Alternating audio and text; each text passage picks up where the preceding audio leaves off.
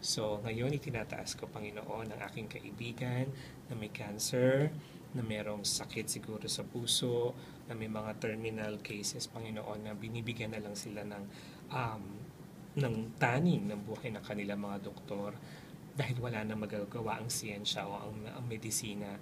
Panginoon, nilalapit ko po sila. Itinataas ko po, Panginoon, na sila ay bigyan mo ng pag-asa, bigyan mo sila ng kagalingan, Panginoon, kahit gaano ka-imposible sa sitwasyon nila ngayon na sila ay mapagaling pa.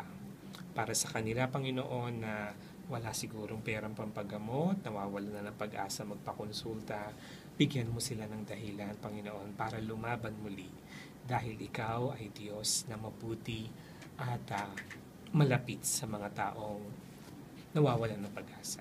You are the God of the broken-hearted, O God. So please, extend mo po ang iyong mapagpalang kamay para gumaling ang aking kaibigan, Panginoon, na may sakit ngayon.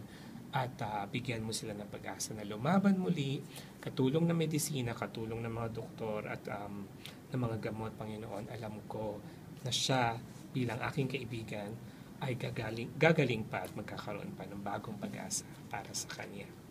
Ito po ang aking dalangin sa pangalan ng iyong anak na si Jesus.